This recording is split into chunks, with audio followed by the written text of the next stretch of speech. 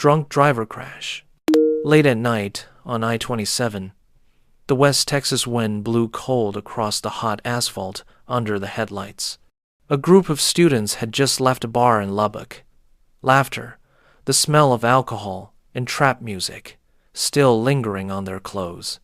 Among them was a 19-year-old male, just a sophomore in college. He insisted on driving his new Chevy Camaro himself just a few miles.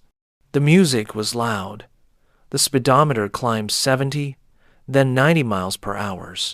He laughs. His friends shout. The wind blows through the window. Everything seems fine, just a fun night before exams. But the alcohol makes the steering wheel wobble. The vision blurs, the reflexes slow by half a second, and that half a second is enough to change everything. The car starts to slide into the right lane. A late turn, the front wheel scraping hard against the median. A metallic screech. Sparks fly. The friend in the back yells, "Stop!" But it's too late. The rear wheel loses traction. The body lifts off the road, flying up in a split second as if thrown by the hot wind from the engine. The Camaro spins in midair, slams into a steel guardrail, and explodes as the gas tank ignites. Orange flames consume the body. Temperatures exceed 1,800 degrees Fahrenheit, enough to melt the metal frame. The student was trapped in the cabin, with second and third-degree burns, his skin peeling away from his muscles. Witnesses said they heard a long scream followed by a second explosion. When firefighters arrived, all that remained was a blackened steel frame and the smell of burning human skin. 3 friends survived with minor injuries, but with memories that could not be erased. Police confirmed the driver's blood alcohol level was 3 times the legal limit. The victim's parents collapsed when they saw the remains of a watch found in the ashes. He was still alive for a few seconds after the explosion, but he couldn't escape, the medical examiner said. A drink, a push of the gas pedal, and a life burned away. On the highway, speed and alcohol are never a joke because that fire could be the last part of youth. Justin Wood crash. It was a calm Saturday morning in Oklahoma, a gentle breeze blowing through the cornfields along the road. Justin Wood, a 40-year-old father of 2, was driving his gray Chevy Silverado home from work early. He didn't know that his wife was driving the SUV right behind him and angry after a days-long argument. What seemed like a normal morning was about to turn into a family tragedy. Justin drove steadily down the country road, about 60 miles per hour, music playing softly on the radio. Behind him, his wife's SUV slowly closed the distance. Witnesses said they saw her tailgating him for several miles, as if trying to force his attention. Neither of them realized it. One more push of the gas pedal, and there would be no turning back. The SUV suddenly accelerated around a slight bend. The engine roared. The clock hands shot past 80. She didn't brake, a witness said. She hit the back of his car. The metallic clang was deafening. A moment of anger turned to fate.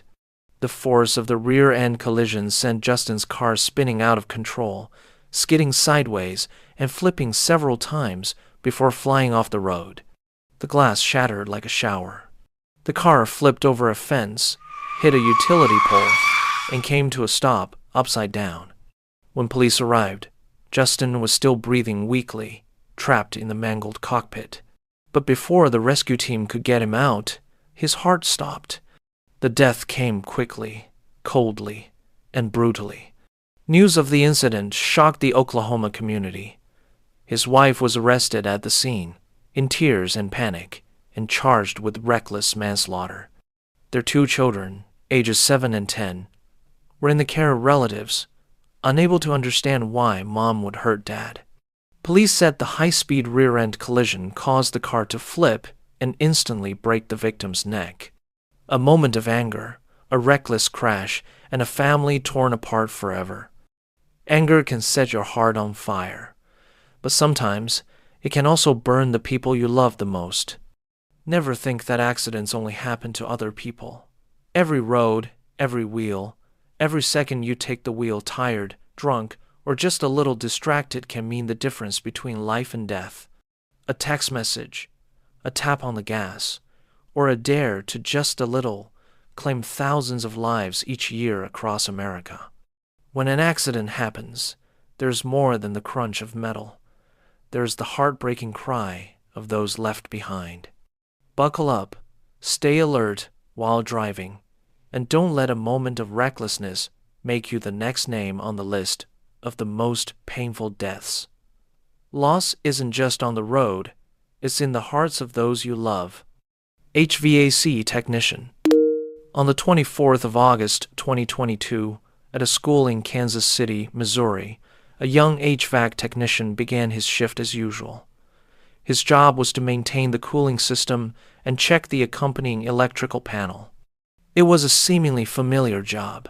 He opened the electrical cabinet, checked the wires, and prepared to reconnect the power to the machine. With a toolkit in hand and a worn rubber glove, he worked quickly, just like many times before. But the system had not been properly locked out, divided by tag-out. The 480-volt power source was still running. When he reached in to adjust it, the exposed wire flashed. An arc flashed, and a small explosion sounded. He was startled. Cold sweat broke out, but it was too late to pull back. Electricity coursed through his body in less than a heartbeat. His whole body convulsed violently. His hands burned. He screamed and collapsed onto the hard concrete floor. Tools clattered nearby, but his body was motionless. Colleagues rushed to his aid, but all attempts at resuscitation were in vain. With such a voltage, the heart and nervous system were almost instantly destroyed. OSHA investigated and found that the company had allowed workers to use damaged extension cords, had not implemented power-off procedures, and had not provided adequate safety training. As a result, the company was recommended to be fined nearly $200,000. The victim's family was devastated. He was just an apprentice, just starting his career in the industry. In the electrical industry, if even a small inspection step is overlooked, the consequences can be a life lost forever. Alabama.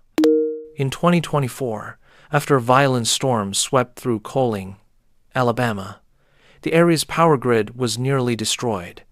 Lines were tangled, and many poles were broken. A team of workers was mobilized to fix the problem, including a 44-year-old man who served as the team's foreman. He and his teammates climbed nearly 25 feet up, starting the work of replacing a broken switch to restore power to the town. With many years of experience, he was confident and practiced his work. The repetitive movements, like a habit. People below looked up, hoping that light would soon return to their homes. But one detail was overlooked. The line above was still energized, not insulated. The glove he was wearing was old, the rubber worn over time. A slight slip, his hand touched the 7,200-volt wire. Immediately, the air thickened. A crack sounded.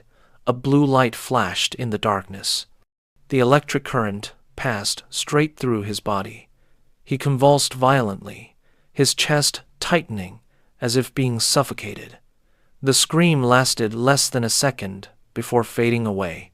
His body collapsed on the scaffolding, motionless. The smell of burnt rubber from his gloves permeated the air, leaving a heavy silence. His colleagues rushed to help him down, but all rescue efforts were in vain. With such high voltage, his heart stopped beating as soon as the current passed through. OSHA investigated and found the company had violated a series of safety regulations, from providing expired protective equipment to lack of supervision and lack of proper training. His family was in mourning. His wife silently held her 2 small children, unable to answer the question, "When will Dad come back?" In working with electricity, just one moment of subjectivity can turn a lifetime of experience into meaningless. Lenman, Florida. In January 2023, in Miami, Florida, a group of linemen were lowering a large metal beam with a crane. It was a routine job, repeated dozens of times in their careers. The crane slowly lifted the steel beam, more than 20 feet long and weighing hundreds of pounds, into position. The lineman in charge kept the crane balanced while a teammate stood nearby to supervise. Everything was normal, slow, and precise. But as the crane lowered, the metal boom accidentally touched the power line above, carrying 7,620 volts. There was a dry pop sound. The air shook, sparks flying. The lineman standing nearby was startled, quickly jumping off the truck to avoid being electrocuted by the current that passed through the metal frame. But it was too late. Electricity shot through his body the moment his feet touched the ground. His muscles contracted violently, his whole body shook, and then he collapsed motionless. A short scream rang out, swallowed by the screeching sound of high-voltage electricity. His coworkers were stunned, unable to believe what had just happened before their eyes. When his teammates ran over, he had no pulse. The high-voltage current was too strong, causing immediate damage to his heart and nerves. OSHA stepped in and concluded. Concurrent Group LLC had allowed workers to work too close to live power lines, without cutting off the power, isolating the equipment, and not arranging for a safety supervisor. The company was recommended to be fined more than $40,000, but that amount of money could not replace the life just lost. With high-voltage electricity, just one touch, death comes faster than a heartbeat.